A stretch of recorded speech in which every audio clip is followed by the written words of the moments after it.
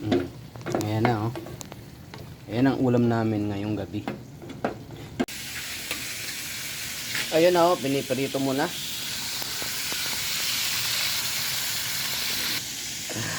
Itong ulam namin ngayon, pritong galunggong. At pritong galunggong. Ang pritong isda, tapos ilalagay sa sa kamatis. Na piniritong kamatis din. Pritong kamatis, parang sarsyado or escabeche. Escabecheng Ilocano, Pangasinano, ano man. Ayan. Ayan na oh. Ayan ang ulam namin ngayong gabi. Pritong galunggong na overload sa kamatis. Oo. Oh, ayan. May pritong kamatis din. Lagyan mong sili na lang. Hindi rin yan eh. Okay. Manghang na yan. Guys, kain tayo. Ito na yung sarsyado na galunggong. Tapos itong kanin. Ayan. Ayan, bumabanat na. Diba? Kain tayo. Lahat. Kain tayo. Up. Ito.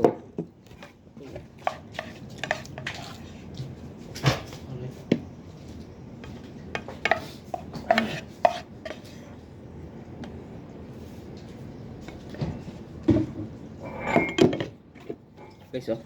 Para siyang sardinas na, oh. Kain tayo. Unang subo. Sarap. Asim. Unang subo, asim. Kain. Ating sinasabi nito eh. Di ba manghang? Mo. Galunggong. Okay. Ako kasi walang kulat tuloy din.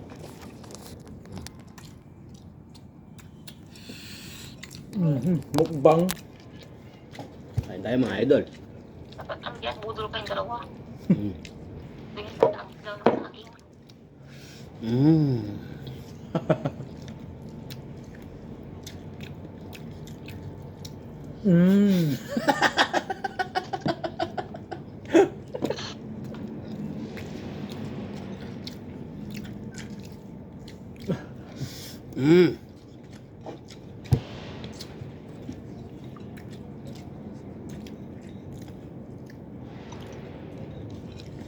Angang pala.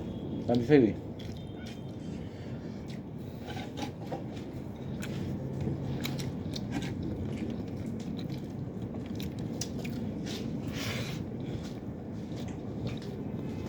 Asim-asim. Ano pa? Kain pa. Walang tubig. Ito.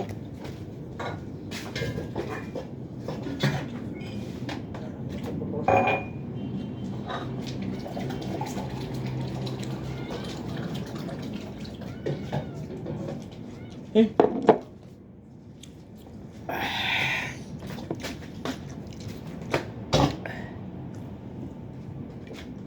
Ay. Sarap.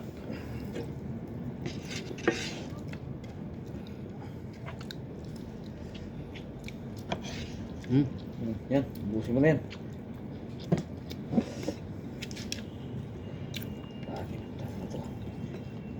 Gabi eh.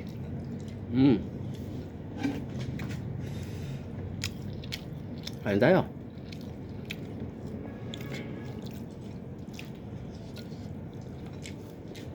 Gabi. Anong lagi mo?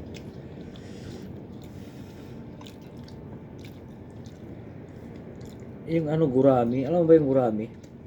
Yun ang masarap iskabitsi eh. Marami. Oo. Oo. Doon ko natikman yun sa kumpare ng tatay ko dati. Bata pa ako. Ano, masarap. Hindi mo iskabit ito eh. Kahit tinik makakain. Iskabit yung ano, yung parang sweet and sour. May sabaw. Hindi, sarsa lang din. Gusto yung kanin ko. May ulam pa. Ang tawag dito, sarsyado. Oh, sarsyado kaso walang itlog. Hindi kinamatisan lang. Di ba pag sarsyado may itlog?